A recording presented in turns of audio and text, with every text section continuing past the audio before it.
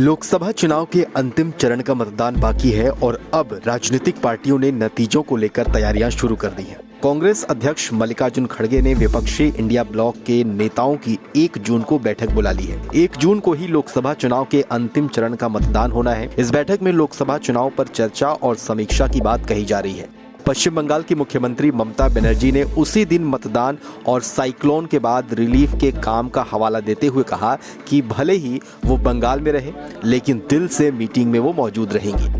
इन सब के बीच सवाल ये उठ रहे हैं कि अंतिम चरण में देश की 57 लोकसभा सीटों पर जिस दिन वोटिंग होनी है, उसी दिन इंडिया ब्लॉक के नेताओं की बैठक क्यों बुलाई गई? बात केवल चर्चा और समीक्षा तक सीमित है या फिर इंडिया गठबंधन के नेताओं के बीच किसी और मुद्दे को लेकर भी चर्चा हो सकती है? मल्लिकार्जुन खड़गे ने इंडिया ब्लॉक की बैठक के लिए 1 जून की तारीख चुनी तो उसके पीछे केजरीवाल फैक्टर को भी अहम बताया जा रहा है। दरअसल इस चुनाव में आम आदमी पार्टी और इंडिया ब्लॉक का रिश्ता कहीं पास और कहीं दूर जैसा रहा है।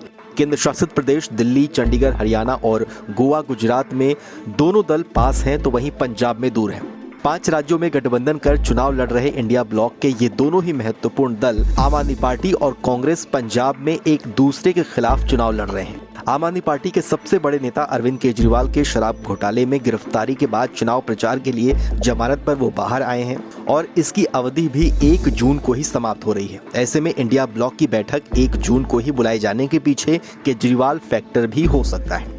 इस फैक्टर की चर्चा इसलिए भी हो रही है क्योंकि सीट शेयरिंग को लेकर अलग अलग पार्टियों के नेताओं की बैठक हटा दे तो इंडिया ब्लॉक की बैठकों में घटक दलों के शीर्ष नेता शामिल होते आए हैं। केजरीवाल ने अंतरिम जमानत की अवधि 1 सप्ताह और बढ़ाने की अपील करते हुए कोर्ट में याचिका दायर की है, लेकिन अगर जमानत की अर्जी नहीं बढ़ी तो फिर इंडिया ब्लॉक की तेज चाल थोड़ी धीमी पड़ सकती है। उधर केरल में लेफ्ट पार्टियों ने अलग ताल ठोक दी है। पश्चिम बंगाल में ममता बनर्जी की अगुवाई वाली तृणमूल कांग्रेस एकला चलो का नारा बुलंद किए हुए, पंजाब में आम आदमी पार्टी और जम्मू कश्मीर में महबूबा मुफ्ती की पार्टी पीडीपी भी अकेले चुनावी मैदान में उतरी हुई है। टीएमसी भी इंडिया ब्लॉक के बैनर तले यूपी की भदोही सीट पर चुनाव लड़ रही है।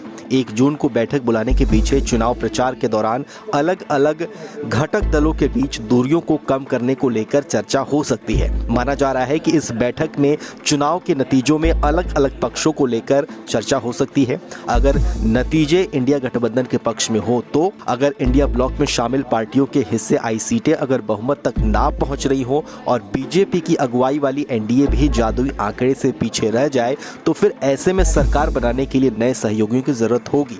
ऐसे दलों और नेताओं को चिन्हित करने की रणनीति भी होगी जो सरकार बनाने के लिए इंडिया ब्लॉक का समर्थन कर सकते हो।